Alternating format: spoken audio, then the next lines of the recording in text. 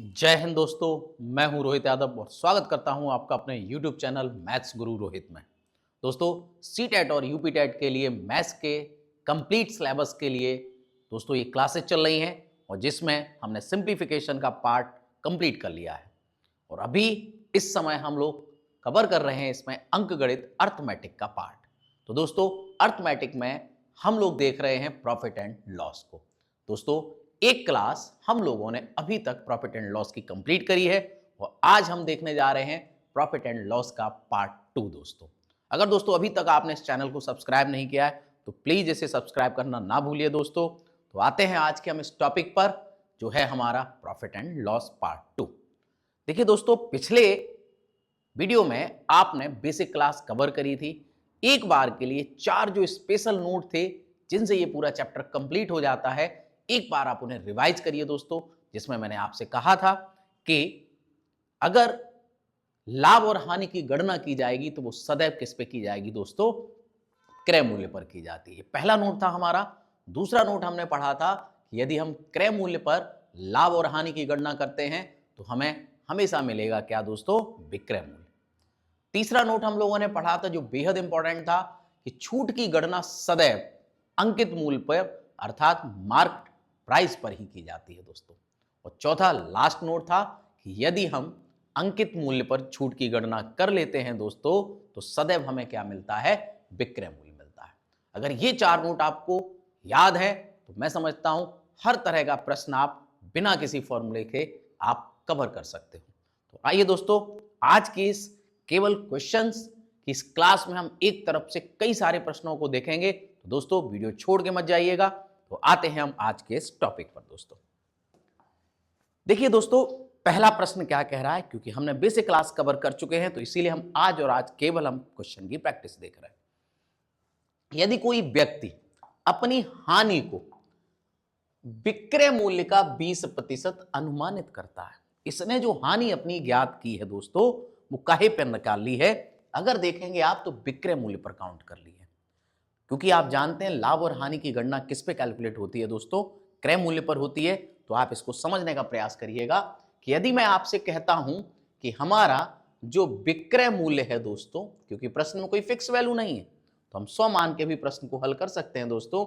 यदि हमारा विक्रय मूल्य 100 रुपया है तो हमने हानि सही कैलकुलेट करी है, गणना सही करी है, बट हमने विक्रय मूल्य पर गणना कर ली। हमारी हानि कितनी है दोस्तों? 20%। तो आप कहेंगे कि जो हमारी हानि है वो हमारी हो गई 100 का 20% 20। तो आप कहोगे तो ऐसी स्थिति में जो हमारा क्रय मूल्य होगा दोस्तों वो हो जाएगा क्या? 100 रुपए में हम बेच रहे हैं जिसमें 20 रुपए का हमारा नुकसान है, तो आप कहोगे सर क्रय मूल्य हमारा 120 होगा। 120 होगा, 20 रुपए का नुकसान उठा के तभी तो आपने 100 में बेचा है। अब आप इसे देखिएगा दोस्तों, अगर मैं सही हानि प्रतिशत ज्ञात करता हूं तो क्या निकलेगी? हानि आपको लगाना है और ये हानि किस पर हुई है? आप कहेंगे सर क्रय मूल्य पर हानि होती है, तो 120 और गुणा हमें करना है 100 से। 20 से काट लीजिए, विभाजित कर लीजिएगा दोस्तों, तो 100/6 अर्थात 50/3% हमारी दोस्तों क्या बन जाएगी? हानि बन जाएगी। ये सही हानि कैलकुलेट हो गई है दोस्तों। तो यहां पर जो करेक्ट आंसर आ जाएगा डी आ जाएगा। मैं समझता हूं पहला प्रश्न आपको क्लियर हो गया होगा दोस्तों। तो बढ़ते हैं हम अपने अगले प्रश्न पर। देखिए दोस्तों, अगला प्रश्न क्या कह रहा है? एक घड़ी 144 रुपए में बेची गई, यदि लाभ की प्रतिशतता संख्यात्मक रूप से उसके क्रय मूल्य के बराबर है तो घड़ी का क्रय मूल्य कितना है? यहां पर एक बात समझने वाली है दोस्तों। प्रश्न में कहा जा रहा है कि जो हमारा क्रय मूल्य है उतना ही हमारा लाभ प्रतिशत है। और दोस्तों अगर मैं इसको x मान लेता हूं तो समझिएगा, अगर हमारा क्रय मूल्य x है और इस पर मैंने लाभ की गणना कर दी दोस्तों, तो आप कहें सर विक्रय मूल्य बन जाए। और कल की क्लास में क्रय से विक्रय बनाना मैंने आपको सिखाया है दोस्तों। आप देखिएगा बराबर में हमारे पास जो विक्रय मूल्य दिया गया है वो 144 दिया गया। मुझे बस कैलकुलेशन करनी है दोस्तों, समझिएगा। यहां से अगर मैं इसे हल करता हूं तो x² प्लस 100x और बराबर 144 100 हो जाएगा। इसको आप ट्रांसफर करिए दोस्तों, तो x square plus 100x minus 14400 और बराबर 0। द्विघात समीकरण दोस्तों सॉल्व करना आता होगा, नहीं भी आता है तो मैं आपको सिंपल करा देता हूं। आप 14400 के ऐसे दो गुणनखंड करिए जिनका अंतर 100 के बराबर, यहां माइनस लगाए तो अंतर 100 के बराबर। तो आप कहेंगे सर 18 144 अर्थात x के साथ आप 1 लिख दीजिएगा 180 और x के साथ 1 लिख दीजिएगा 80। अगला काम होता है सिंबल लगाना। मैं आपको सिंपल ट्रिक से बता ही दे रहा हूं दोस्तों, यहां अगर माइनस है तो एक प्लस होगा और एक माइनस होगा। आगे सिंबल देखिए क्या लगा हुआ, आप कहेंगे सर प्लस लगा है, यहां जो भी सिंबल होगा वो हमेशा छोटे नंबर के साथ जाएगा। अब आप देखिए यहां 180 और 80 में छोटा कौन है दोस्तों, ये छोटा है, तो ये प्लस का रहेगा, तो दूसरा अपने आप आपका काहे का हो जाएगा, माइनस का हो जाएगा। अब दोस्तों क्रय मूल्य ऋणात्मक नहीं हो सकता, तो अतः हम कह सकते हैं कि हमारा जो करेक्ट आंसर होगा वो क्या होगा, 80 होगा। आप चाहो तो दोस्तों इसे एक फॉर्मूले के द्वारा भी कर सकते हो, मैं आपको फॉर्मूला दिए दे रहा हूं, ध्यान से समझने का प्रयास कीजिए। इसे आप नोट कह लीजिएगा कि यदि लाभ प्रतिशत और क्रय मूल्य अगर कहीं समान है, तो दोस्तों एक सिंपल सा कॉन्सेप्ट यह कहता है यदि लाभ प्रतिशत और क्रय मूल्य समान है तो हम आपका क्रय मूल्य निकालने का एक कॉन्सेप्ट है छोटा सा, 10 रूट के अंदर विक्रय मूल्य प्लस 25 और माइनस है 50। इसे आप फॉर्मूला कह लीजिएगा दोस्तों। ये आपको एक फॉर्मूला याद करना पड़ेगा, नहीं याद करना है तो आप मेथड का इस्तेमाल कर सकते हैं, उसके बाद हम आपको एक अल्टरनेट ऑप्शन और देंगे। तो ध्यान दीजिएगा दोस्तों, अगर मैं यहां से इस क्रय मूल्य को फाइंड करता हूं तो 10 रूट के अंदर विक्रय मूल्य हमारा है 144 और लाभ दोस्तों हमें हो रहा है 25, सॉरी ये 25 हमारी वैल्यू में फॉर्मूले में है और माइनस क्या है 50। 144 को अगर 25 में जोड़ देंगे तो 169 होगा और आप अच्छे से जानते हैं 169 वर्गमूल होता है दोस्तों 13 का। 13 धई 130, 130 में से अगर मैं 50 को घटा दूंगा तो दोस्तों रिजल्ट मिल जाएगा 80। आप इसे भी तैयार कर सकते हैं। अगर आपको कंफ्यूजन हो रहा है तो एक और आसान सा तरीका दे रहा हूं दोस्तों, हम इसे बाई ऑप्शन भी कर सकते हैं। बाई ऑप्शन अगर आपसे मैं कहता हूं, ए ऑप्शन देखिए दोस्तों क्या लिखा है 72। अगर 72 रुपए में हमने इस वस्तु को खरीदा है तो उतने का ही लाभ होगा 72% का। तो अगर 72%, क्योंकि प्रश्न में क्रय मूल्य, तो ये जो 4 ऑप्शन है वो क्रय मूल्य के 72 रुपए अगर इसका क्रय मूल्य है तो मैं इस पे 172% लगा करके इसका विक्रय मूल्य बना सकता हूं। आप देखेंगे दोस्तों, मैं अगर इसे हल करता हूं, आप काट करके देख लीजिए, डिवाइड करके देख लीजिएगा, मैं इसे 4 से काट लेता हूं 18 और इसे आप काटेंगे 25। आप देखेंगे आंसर जो है वो हमारा विक्रय मूल्य पूर्णांक में है और यहां से जो रिजल्ट आएगा वो डेसिमल में आएगा, तो ये ऑप्शन नहीं होगा। बी ऑप्शन देखिए दोस्तों क्या है 80 है। अगर 80 रुपए में हमने खरीदा है तो 80% ही लाभ होगा। तो अगर मैं यहां 180% लगा देता हूं दोस्तों तो आप कहेंगे विक्रय मूल्य बन गया। 18 अट्ठे 144 होता है दोस्तों और यही प्रश्न में 144 रुपया दे रखा। तो अतः हम कह सकते हैं हमारा करेक्ट आंसर कौन सा हो जाएगा दोस्तों, बी। तो आप इसे मेथड से भी हल कर सकते हैं दोस्तों, फॉर्मूले का भी इस्तेमाल कर सकते हैं, या आप इसे हिट एंड ट्रायल अर्थात ऑप्शन से भी कर सकते हैं। मैं समझता हूं दोस्तों ये क्लियर हो गया होगा आपको। प्रश्न समझना बेहद जरूरी था क्योंकि बहुत ऐसे प्रश्न बनते हैं परीक्षाओं। तो बढ़ेंगे दोस्तों अगले प्रश्न पर। क्या कहता है,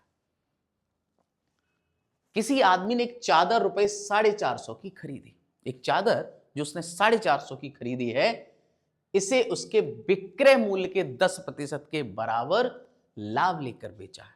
इसने जो लाभ ले लिया वो किस पर ले लिया है दोस्तों, विक्रय मूल्य पर। चादर का विक्रय मूल्य था, ध्यान से समझने का प्रयास करिए दोस्तों। यदि मैं इसका विक्रय मूल्य मान लेता हूं, क्योंकि हमारा जो लाभ है वो किस पे डिपेंड है दोस्तों, विक्रय मूल्य पर। यदि मैं विक्रय मूल्य 100% कह दूं आप x भी मान सकते हैं। 100% से थोड़ा गणना आसान हो जाती है। विक्रय मूल्य अगर 100% है तो इसने दोस्तों लाभ कितना लिया है? विक्रय मूल्य का 10%। तो आप कहेंगे दोस्तों कि जो लाभ होगा वो 10%। आप सोचिएगा खरीदी कितने में गई थी चादर? 450। सोचें 100 रुपए का हमारा विक्रय मूल्य है 100% और 10% लाभ है, तो दोस्तों जो क्रय मूल्य होगा क्या वो आपका 90% नहीं होगा? और यही 90% प्रश्न में क्या दिया गया है दोस्तों? 450। आप देखिएगा दोस्तों 9 पंचे 45, 1% 5 को दिखा रहा है, तो हम कह सकते हैं कि 100% किसको दिखाएगा? 500 को दिखाएगा। और ये 100% दोस्तों हमारा क्या है? हमारा विक्रय मूल्य। और प्रश्न में भी हमसे क्या पूछा जा रहा था? विक्रय मूल्य पूछा जा रहा था। तो मैं समझता हूं दोस्तों करेक्ट आंसर आपको पता लगा कि करेक्ट आंसर क्या आएगा? 500 आएगा। बढ़ते हैं दोस्तों अगले प्रश्न पे।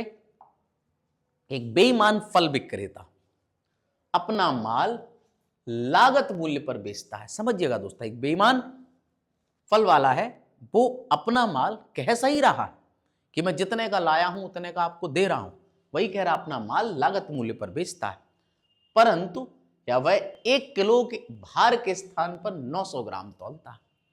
आप सोचिएगा कोई भी बस व्यक्ति खरीदने आएगा तो उसे 1000 रुपए का मूल्य देगा, 1000 ग्राम का मूल्य देगा और वो उसे 900 ग्राम ही माल देगा। तो आप समझ गए होंगे दोस्तों कि यहां पर सिंपल सी बात है, कोई कैलकुलेशन ऐसी खतरनाक नहीं है, चीजें समझनी है दोस्तों।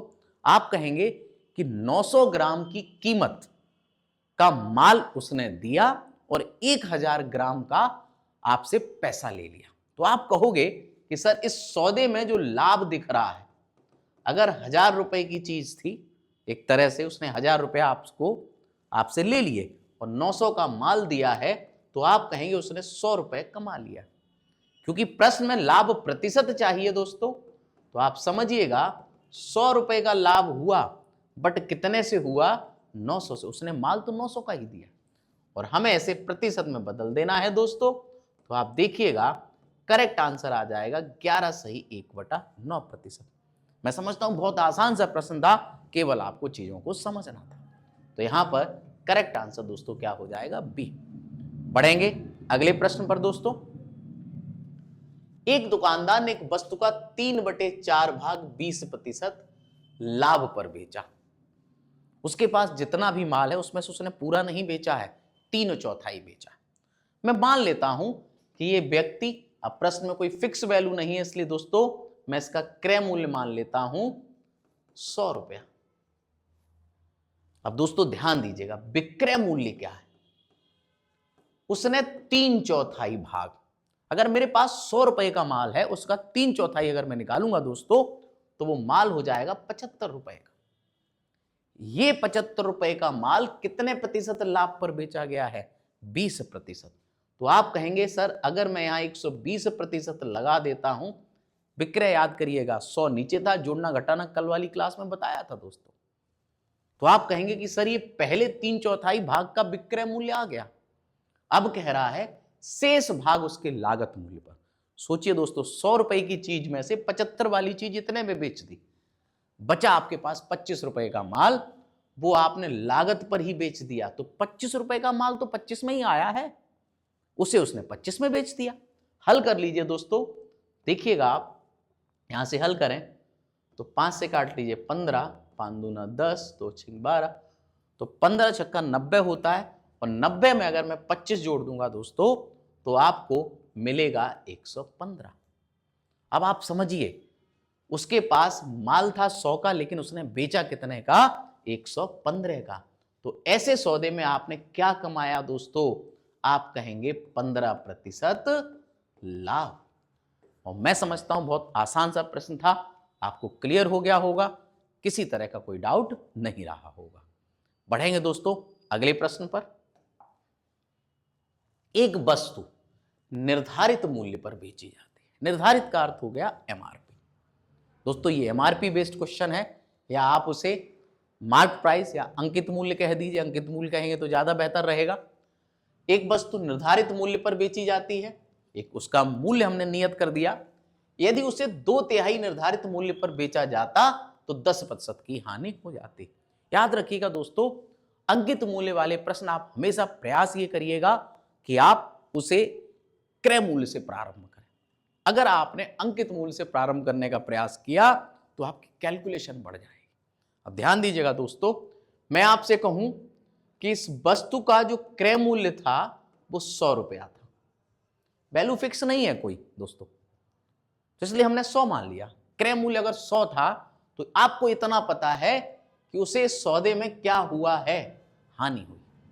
उसने 2/3 मूल्य पर बेच दिया अंकित मूल्य का, लेकिन उसने जब बेचा तो उसे 10% की हानि हो गई। और आप बेहतर तरीके से जानते हैं लाभ और हानि की गणना सदैव क्रय मूल्य पर होती है दोस्तों। तो यहां से अगर मैं विक्रय मूल्य निकालूंगा तो ये तो तय है कि 100 की होगी, उसने 90 में बेच दी होगी। देखिएगा दोस्तों, अब आपको यह भी पता है कि यदि उसे 2/3 निर्धारित मूल्य पर बेचा गया, जो आपने अंकित किया था उसका 2/3 बेचा गया है। अगर मैं दोस्तों अंकित मूल्य की बात करूंगा, जो भी आपने अंकित मूल्य डाला था उसका आपने 2/3 बेचा था, और जब 2/3 बेचा है तो वो 90 के बराबर होना चाहिए। हल करेंगे दोस्तों, 2 से इसको डिवाइड किया 45 और 45 दिया 135। आप कहेंगे दोस्तों कि स्थिति ये थी कि हमने उसे 100 में बनाया या खरीदा और उस पर हमने मूल्य अंकित किया 135। कोई ग्राहक आया तो उसे हमने 2/3 पे बेच दिया, 2/3 पे बेचा तो हमने 90 में बेच दिया, और जब 90 में बेच दिया तब समझ में आया कि हमें 10% का नुकसान हो। तो ये तीनों बातें हमारी स्पष्ट हो गई दोस्तों। अब आप ये देखिए हमसे पूछा क्या जा रहा है, तदनुसार निर्धारित मूल्य पर बेचने से क्या होगा। यानी कि जो आपने अंकित किया था यदि हम उसी पे बेच दें तो आप खरीद के 100 में ला रहे हो दोस्तों, और अंकित आप कर रहे हो 135। तो आप कहोगे सर ऐसी स्थिति में जो लाभ का प्रतिशत है वो दोस्तों 35 हो जाएगा। 100 से 135, 35 बढ़ गया। अतः हमारा करेक्ट आंसर दोस्तों क्या हो जाएगा, 35%। किसी तरह का प्रश्न लेंथी नहीं था, लेकिन चीजें सीखनी है दोस्तों। तो मैंने आपसे क्या कहा कि अंकित मूल्य के प्रश्न अगर आपको करने हैं तो प्रयास करिएगा क्रय मूल्य से स्टार्ट करने के। तो मैं समझता हूं क्लियर हुआ होगा दोस्तों। बढ़ेंगे अगले प्रश्न पर। आते हैं दोस्तों अगले प्रश्न पर।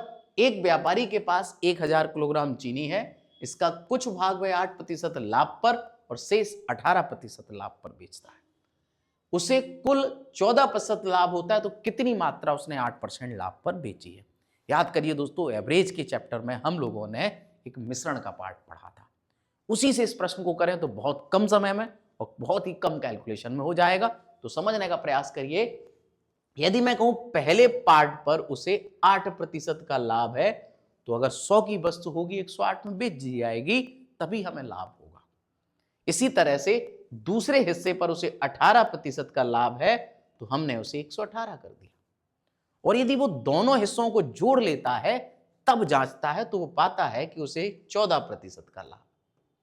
तो आपको याद होगा ये वैल्यू एक एवरेज वैल्यू होती है। तो हमने इसे कैलकुलेट किया, आपको पीछे इसको कैलकुलेट करना सिखा चुका हूं दोस्तों। 108 और 114 में से घटाएंगे दोस्तों तो 6% आ जाएगा। यहां आप देखिएगा तो आप पाएंगे 4% आ जाएगा दोस्तों। आप कह सकते हैं, प्रतिशत खत्म कर दीजिएगा, आप कह सकते हैं कि दोनों के जो बीच का रेशियो है वो 4:6। अर्थात पहली वाली चीनी अगर उसने 4 केजी बेची है तो दूसरे वाले अर्थात 18% लाभ पर उसने 6 केजी चीनी बेची। दोनों को अगर इकट्ठा करते हैं तो 4 और 6 10 केजी हो जाता है, और यही प्रश्न में 1000 केजी दे रखा है। अगर मैं 10 को 1000 बनाऊंगा तो दोस्तों 100 का मल्टीप्लाई करना पड़ेगा। 100 का मल्टीप्लाई करने पर ये चीनी आ जाएगी 400 केजी, और ये दोस्तों कितनी आ जाएगी, 600 केजी। अर्थात हम कह सकते हैं कि 8% लाभ पर उसने कितनी चीनी बेची है, 400 केजी बेची है, और 18% पर 600 केजी बेची है। मैं समझता हूं क्लियर हुआ होगा दोस्तों।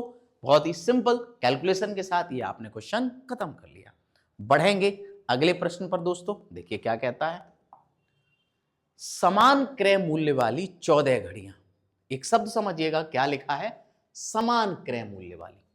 तो दोस्तों सभी का मूल्य समान है और कितनी घड़ियां हैं? 14 घड़ियों को 450 रुपया प्रति घड़ी की दर से बेचने पर आपने एक घड़ी को 450 में बेचा है दोस्तों, तो आप यहां से चाहो कुल विक्रय मूल्य निकाल सकते हैं दोस्तों।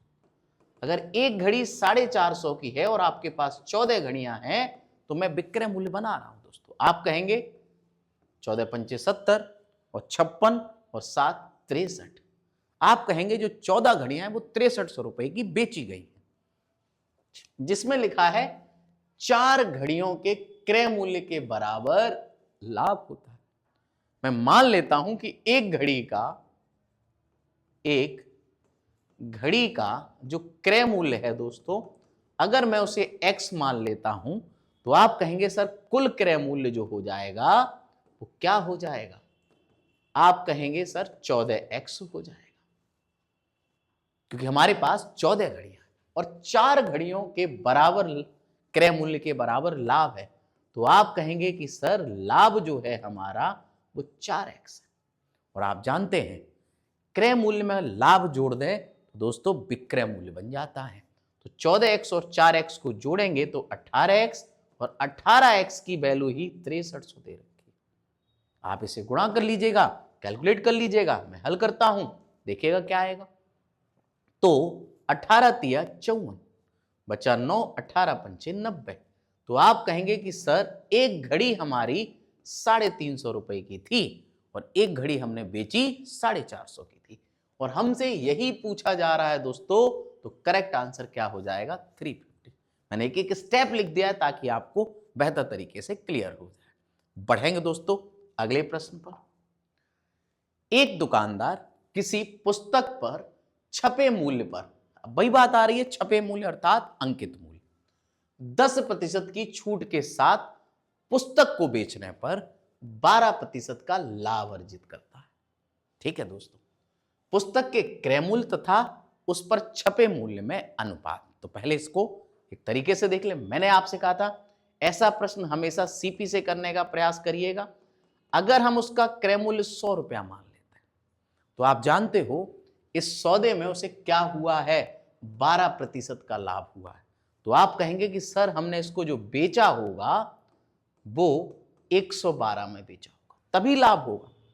अब आपको यह भी पता है कि अंकित मूल्य है तो छूट भी होगी, और छूट उसने कितनी है दी है दोस्तों? 10%। काहे का 10%? अंकित मूल्य का। तो दोस्तों जो भी इसका अंकित मूल्य है उसी का तो इसने 90% दिया होगा। 10% डिस्काउंट हो गया तो 90% में बेच दिया हो, और यही वैल्यू हमारे पास क्या है दोस्तों? 112। मैं काम कर सकता हूं यहां से, चाहे तो आप इसे कैलकुलेट करिए, अन्यथा अंकित मूल्य बटा 100 और 112 बटा 90। मैंने इसको इसके नीचे लिख दिया। अगर आप देखेंगे इसे हल करेंगे तो 2 से काट लीजिए 56 और इसे काट लीजिए 45। अंकित मूल्य बटा 100 क्या है दोस्तों? क्रय मूल्य। तो हम कह सकते हैं, अगर मैं इसको पलट देता हूं तो यहीं से देखिएगा दोस्तों, हम ये भी कह सकते हैं कि जो क्रय मूल्य और अंकित मूल्य का जो अनुपात है दोस्तों, क्या वो 45:56 नहीं हो जाएगा? और मैं समझता हूं आपको आसानी से क्लियर हो गया होगा। दोस्तों मैंने आपको कोई शॉर्ट ट्रिक नहीं सिखाई, अगर आप चाहो तो इसे शॉर्ट ट्रिक से भी कर सकते हो। देखिए एक छोटा सा एक फॉर्मूला है, अंकित मूल्य जो है दोस्तों वो सदैव क्रय मूल्य इंटू 100 प्लस लाभ प्रतिशत बटा 100 माइनस छूट प्रतिशत। अगर आप इसको भी अप्लाई कर देते हैं तब भी हमारा दोस्तों आंसर आएगा। देखिएगा आप, हमें अंकित मूल्य, और मैं चाहूं इस क्रय मूल्य को नीचे लिखे दे रहा हूं, क्रय मूल्य बराबर 100 प्लस लाभ प्रतिशत। लाभ प्रश्न में दिया गया है दोस्तों 100, 100 प्लस 12, और छूट हमारी 10 है तो अर्थात 100 माइनस 10 अर्थात 90। तो आप कहेंगे 56/45। उल्टा कर दीजिएगा तो आप कहेंगे क्रय मूल्य और अंकित मूल्य का जो अनुपात आ गया दोस्तों वो आ गया 45:56। मैं समझता हूं आप इसे दोनों तरीके से हल कर सकते हो, आपका प्रश्न किसी भी स्थिति में कैलकुलेटिव नहीं हो रहा है। तो बढ़ेंगे दोस्तों अगले प्रश्न पर। देखिएगा, एक व्यक्ति 2 कुर्सियां रुपए 120 प्रति कुर्सी की दर पर बेचता है। वो दोनों कुर्सियां 120 रुपए की बेच रहा है। एक कुर्सी पर तो 25% का लाभ कमा लिया और दूसरी पर उसने 25% की हानि। इस प्रकार उस व्यक्ति की कुल हानि कितने रुपए है? देखिए दोस्तों, विक्रय मूल्य दिया गया है दोनों कुर्सियों का। उसने 120 की बेची, एक पर लाभ कमाया और एक पर हानि कमाई। मैं इसे पहले एक मेथड से कराता हूं, फिर आपको इसका भी शॉर्ट देता हूं दोस्तों। देखिएगा क्या कहेगा। मैं आपसे अगर कहूं कि विक्रय मूल्य जो हुआ हमारा 120 प्लस 120, अर्थात आप कहेंगे कि सर हमने इसे 240 में बेचा है। अब खरीदा कितने में है उसको समझने का प्रयास करिए दोस्तों। आप ऐसे समझ सकते हैं 120 रुपए में जब बेचा है तो पहली कुर्सी पे आपको 25% लाभ है। याद करो, क्रय मूल्य बनाना सिखाया था दोस्तों। तो क्रय मूल्य बनाने की स्थिति में 100 हमेशा ऊपर आना है, बटे 125।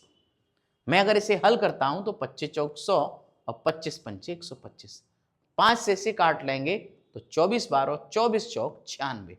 तो पहली कुर्सी 96 की थी, उसे हमने बेचा कितने में था? 120 में, तभी तो प्रॉफिट था। दूसरी कुर्सी की स्थिति देखिएगा, 120 में ये भी बेची है, लेकिन दोस्तों इस पर हमें 25% की हानि हुई है। तो आप कहेंगे सर 100 बटा 75, 25 चौक 100 और 25 दिया 75, 3 से अगर मैं इसे हल कर लेता हूं 40 और 4 चौक 16, 160। अर्थात ये कुर्सी जो हमने 120 की बेची है उसमें हमें नुकसान था, क्योंकि वो थी कितने की? 160 की।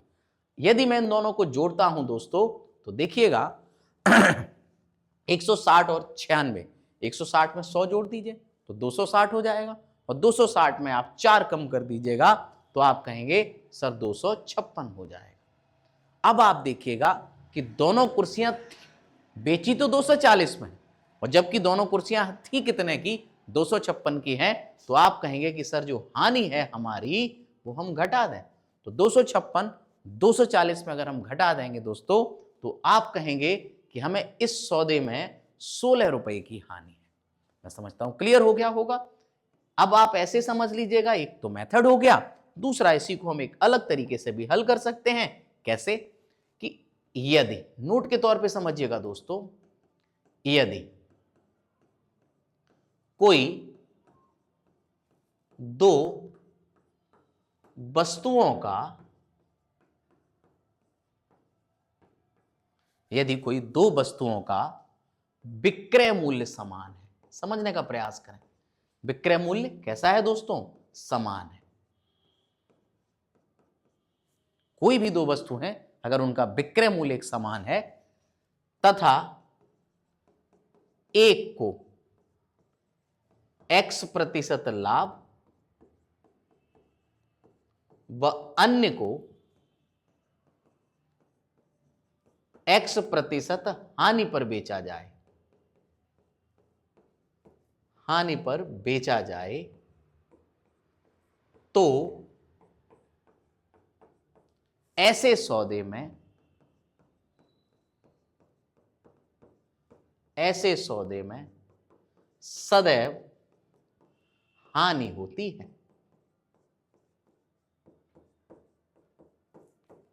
याद रखिए दोस्तों, क्या कह रहा है कि यदि कोई दो वस्तुओं का विक्रय मूल्य एक समान है, एक को तो X% लाभ पर और अन्य को X% हानि पर बेच दिया जाए, अर्थात लाभ और हानि दोनों बराबर होने चाहिए परसेंटेज में। यदि ऐसा है तो ऐसे सौदे में कभी भी आपको लाभ नहीं हो सकता है, ऐसे सौदे में हमेशा हानि होगी।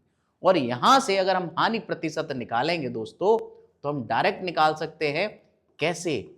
x² बटे 100। तो आप इस प्रश्न को ऐसे भी हल कर सकते थे। कैसे? ध्यान दीजिएगा दोस्तों, मैं आपको इसी प्रश्न को ऐसे हल करके दिखा देता हूं कि इस सौदे में अगर x² की हानि है तो आप कहेंगे x का मान 25 है और 25 का स्क्वायर होता है दोस्तों 625, अर्थात आप कहेंगे इस सौदे में 6.25% का लॉस होगा। मैं समझता हूं क्लियर हो गया होगा दोस्तों। अब यहां से अगर हानि पता लग गई है तो आप देखिएगा हमारा जो SP है वो तो 240 था, हम डायरेक्ट CP निकाल सकते हैं 240 इंटू आप 6.25% का लॉस लगाएंगे दोस्तों, तो आप घटा देंगे 100 में से, अगर मैं 6 घटाऊंगा तो आप कहें 94, अर्थात 93.75। यहां से अगर मैं इसे हल करता हूं दोस्तों, तो आप पाइएगा क्या कि हमें जो आंसर मिलेगा वो 256 मिलेगा। आप पाएंगे कि 240 में बेचा और 256 में खरीदा, तो जो हमारा लॉस है दोस्तों वो कितना आ जाएगा, 16 रुपए का आ जाएगा। तो आप इस प्रश्न को एक कॉन्सेप्ट से भी कर सकते हो, वरना ये मेथड आपके लिए कोई बहुत लंबा मेथड नहीं है दोस्तों। मैं समझता हूं क्लियर हो गया होगा दोस्तों ये मेथड भी। बढ़ेंगे अगले प्रश्न पर। देखिए क्या कह रहा है। एक आदमी ने घोड़ा और एक वाहन 40,000 में खरीदे। उसने घोड़ा 10% के लाभ पर बेच दिया और वाहन 5% की हानि पर बेच दिया। कुल सौदे पर उसे 1% का लाभ हुआ। अभी समझाया दोस्तों, प्रयास करिएगा। कितना आसान सा प्रश्न है कि हम क्या करें कि घोड़ा और वाहन दोनों 40,000 के, घोड़ा 10% के लाभ पर, तो आप कहें सर 110 में बेचा होगा। गाड़ी, वाहन जो है वो 5% की हानि अर्थात 95%, दोनों को मिला दिया तो हमारा यही हमें 1% का नुकसान देता है सौदा, 90%, सॉरी दोस्तों 1% का लाभ दे रहा, तो हम कहेंगे 101%। अभी कॉन्सेप्ट पढ़ाया दोस्तों, ये क्लियर हो जाएगा। देखिएगा 110 में से 101 घटा दीजिए, आप कहेंगे सर 9%, और 101 में से 95 को घटा देंगे तो दोस्तों हमारे पास कितना आ जाएगा, 101 में से अगर मैं 95 घटाऊंगा तो 6 आ जाएगा। 3 दूना 6 और 3 तिया 9। आप कहेंगे अगर पहली वस्तु 2 की है तो दूसरी वस्तु 3 की। 2 और 3 को यदि मैं जोड़ता हूं तो 5 आएगा, और 5 को 40,000 बनाने के लिए हमें 8,000 से गुणा करना पड़ेगा।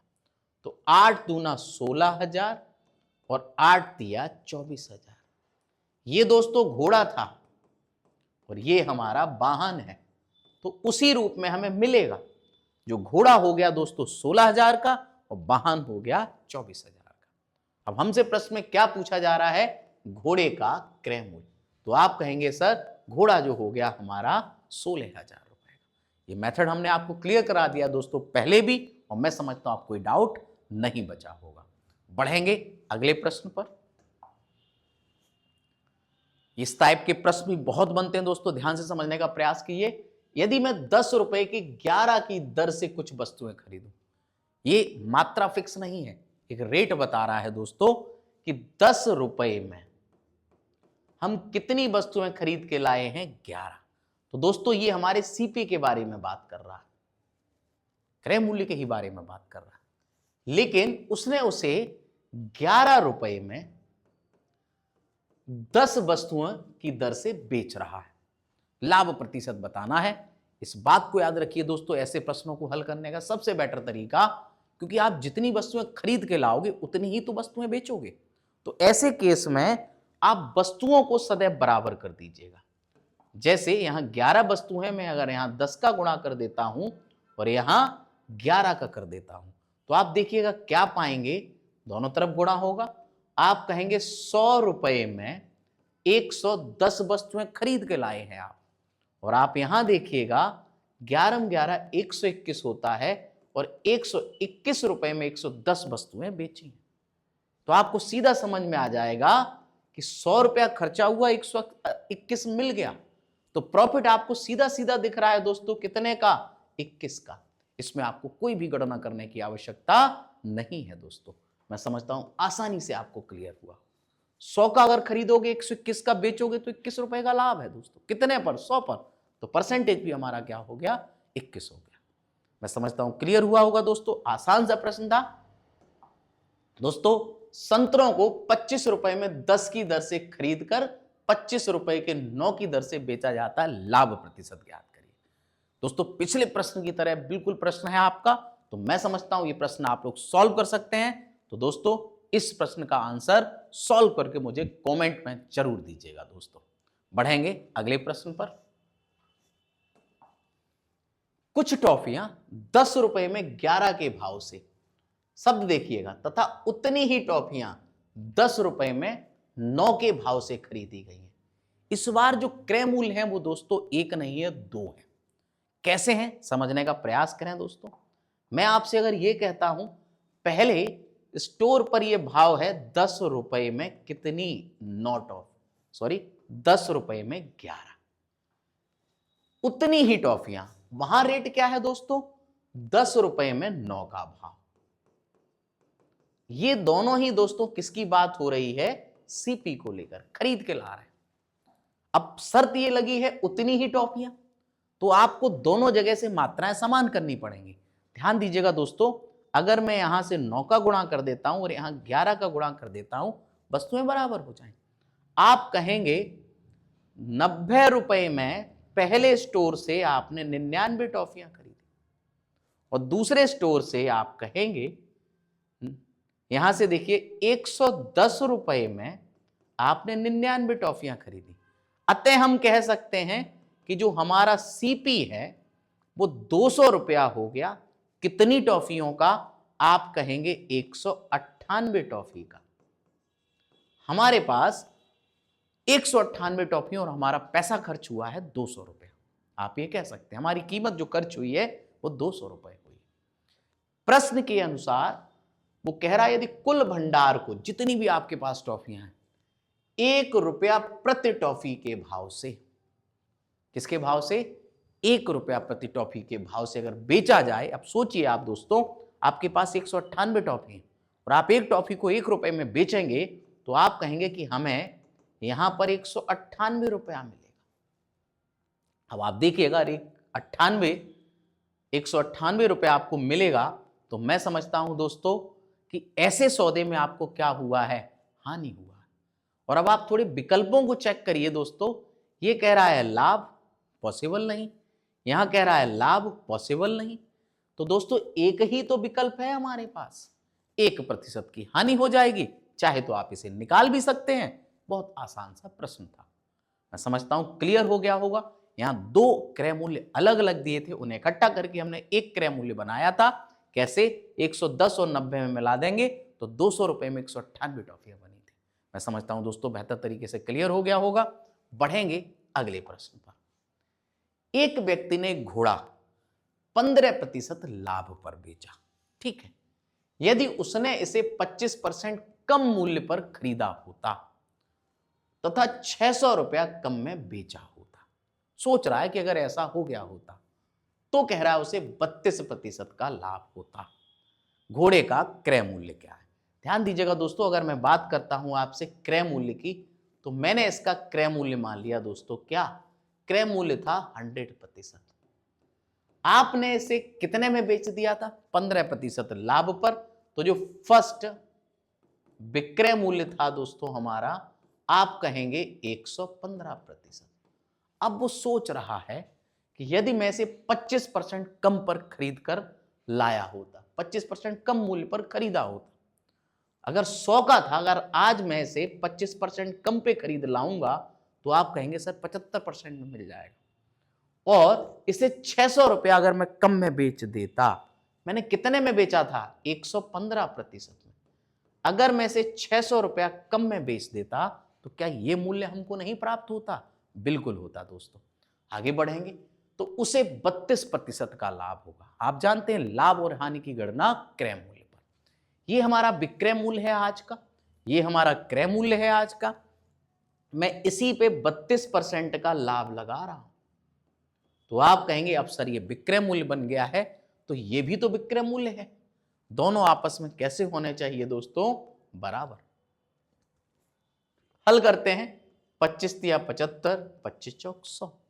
इसे हल करिए, 4 तिया 12, 4 तिया 12, 33 तियो 99% बराबर 115% माइनस 600।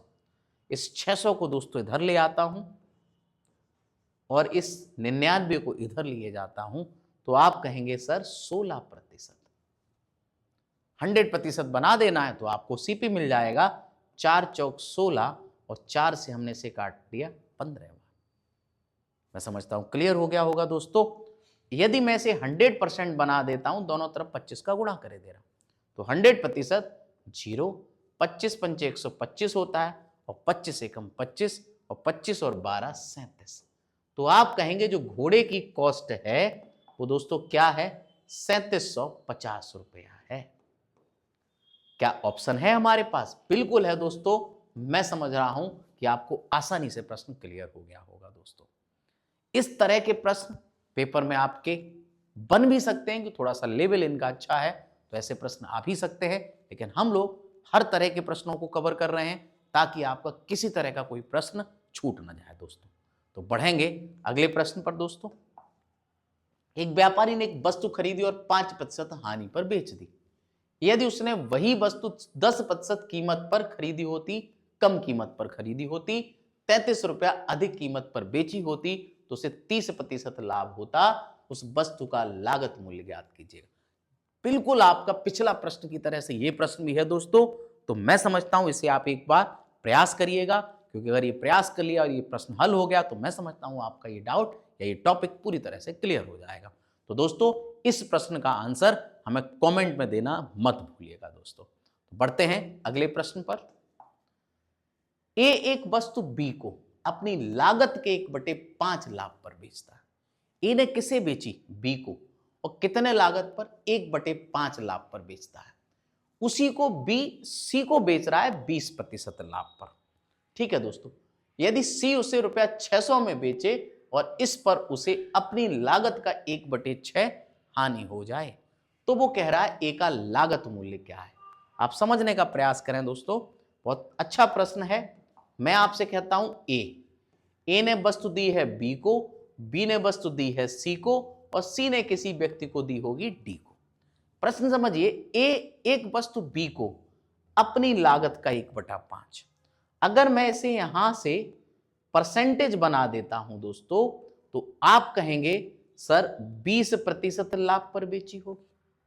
ठीक है, सी उसी को बी सी को बेचता है 20% लाभ पर, इसने भी 20% लाभ पर बेची। समझिएगा, यदि सी उसे रुपया 600 में बेच रहा है, सी ने इसे बेचा तो डी ने अगर आप देखेंगे सी उसे 600 रुपए में बेचता है तो डी ने इसकी कीमत कितनी चुकाई है? 600 रुपए की चुकाई। इस पर उसे अपनी लागत का 1/6 हानि हुआ। जो उसकी लागत है उसका 1/6 हिस्सा क्या है? हानि है। तो ए का लागत मूल्य क्या है? आप समझने का प्रयास करिए दोस्तों। यहां से अगर हम इस प्रश्न को हल कर लेते हैं, आप देखिएगा, अगर मैं कहता हूं ए ने इसे x रुपए में स्वयं खरीदा या बनाया, 20% लाभ लेकर ये इसको बेच देगा तो 120% हो जाएगा। इसने इसका 20% लाभ ले लिया तो 120/100। ध्यान दीजिएगा, आगे लिखा है इस पर उसे अपनी लागत का 1/6 हानि हुआ है और सी ने इसे अपनी लागत का 1/6 हानि पर बेच दिया है। तो अब प्रश्न ये खड़ा होता है कि आखिर सी कितने में बेच रहा है। तो आप चाहो तो दोस्तों इस 1/6 हानि का, इसे भी आप किस में कन्वर्ट कर सकते हो? प्रतिशत में कन्वर्ट कर सकते हो दोस्तों। तो आप इसे अगर प्रतिशत में भी कन्वर्ट करेंगे तब भी बन जाएगा, नहीं तो आप कह सकते हो कि 1/6 अगर हानि हो गई है दोस्तों तो यहां से इसने इसे 5/6 कीमत पर बेच दिया होगा। आप पाएंगे कि यही रिजल्ट हमारा कितना है? 600 रुपया है। मैं इसे हल कर लेता हूं दोस्तों। देखिएगा, 1 2 ये दोनों कैलकुलेट कर लीजिएगा और साथ ही साथ 6 दूना 12 होता है और 2 पंचे 10 होता है दोस्तों। तो हमारे पास जो बचा है दोस्तों x इंटू 12/10 इक्वल आ गया है दोस्तों 600। हल करेंगे, 12 पंचे 60 होता है दोस्तों, तो जो x का मान आ जाएगा दोस्तों वो 500 आ जाएगा।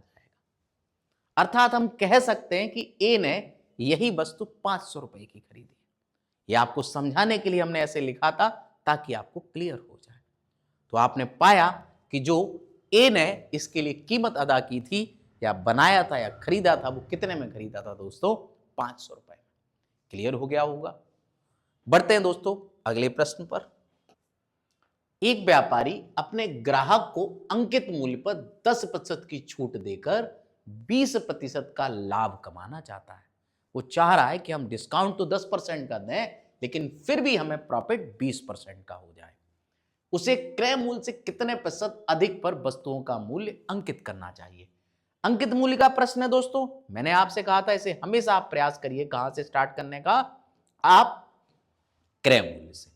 मैं अगर आपसे कहता हूं कि इस वस्तु का जो क्रय मूल्य है, कॉस्ट प्राइस है, वो 100 रुपया है, समझिएगा दोस्तों, कितने की छूट देगा? 10%। आपको पता है छूट केवल और केवल अंकित मूल्य पर लगती है, तो सीपी पर, क्या क्रय मूल्य पर नहीं लगाई जा सकती। 20% का उसने लाभ कमाया है, तो आप कहेंगे कि सर इसको उसने जो बेचा होगा, क्या 120 का नहीं बेचा होगा?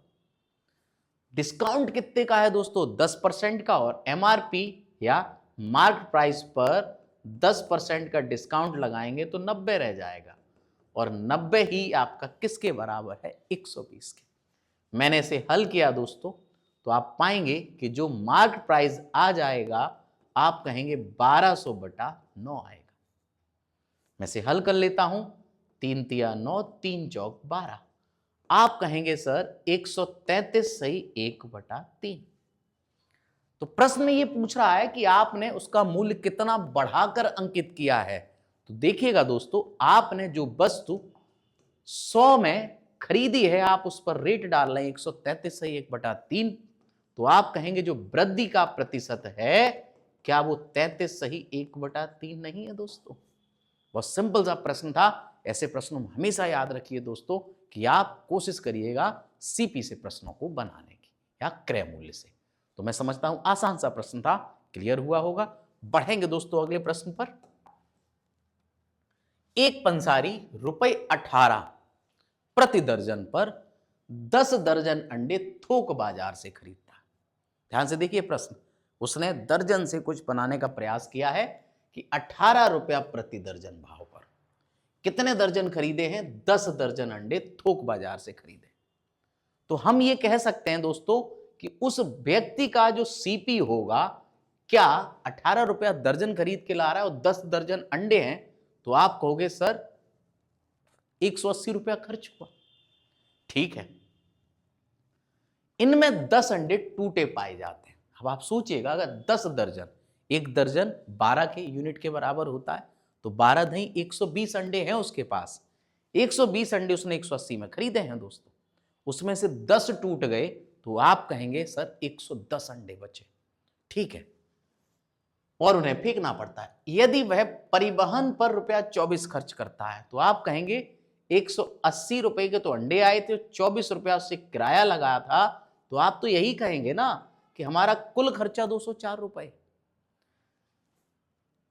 तो उसे प्रति अंडा किस कीमत पर बेचना चाहिए? एक अंडे का भाव चाहिए दोस्तों, कि उसे क्या हो जाए? 10% का लाभ हो जाए।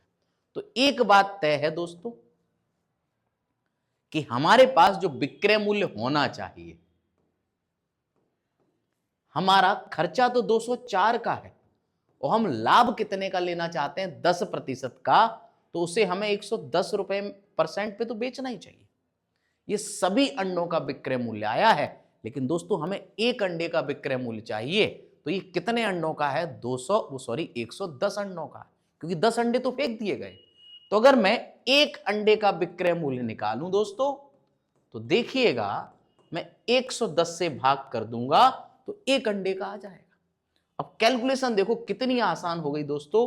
तो आप कहोगे 2 रुपया 4 पैसा, यानी एक अंडा हमें 2 रुपए 4 पैसे में बेच देना चाहिए, हमें हमारा लाभ मिल जाएगा। मैं समझता हूं बहुत आसान सा प्रश्न था, क्लियर हो गया होगा दोस्तों। बढ़ेंगे अगले प्रश्न। एक फल विक्रेता 600 रुपए में 240 सेब खरीदता है। ध्यान दीजिएगा, कितने हैं? 600 रुपए में 240 सेब खरीद रहा है। उनमें से कुछ सेब खराब है और फेंक दिए जाते हैं। आपने खरीद तो लिए, उसमें से पाए कि कुछ खराब है तो उन्हें फेंक दिया गया। वह प्रति 3.5 रुपए के हिसाब से शेष सेब बेच देता है और 198 रुपए का लाभ कमाता है। उसने कितने में बेच दिए? ध्यान दीजिएगा, 3.5 रुपए के हिसाब से बेच रहा है और उसने लाभ कितने का कमा लिया है दोस्तों? 198 का। वो कह रहा है फेंके गए सेबों का प्रतिशत क्या है, समझने का प्रयास करें दोस्तों। 600 रुपया हमारा सीपी है, हम खरीद के 600 में लाए हैं और कितने सेब लाए थे? 240 सेब।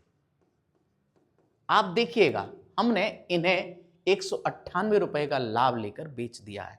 तो आप ये कहोगे कि जो हमने सेल किया है वो क्या 798 नहीं होगा? 600 में अगर मैं लाभ लगा दूं तो विक्रय मूल्य बनेगा और विक्रय मूल्य हमारा दोस्तों क्या हो गया? 798। और आप ये भी जानते हो कि हमें टोटल रुपया 798 मिला है और हमने एक सेब जो बेचा है वो 3.5 रुपए का बेचा है। तो देखना, आप हम सेब की संख्या निकाल लेंगे, बेचे गए सेब।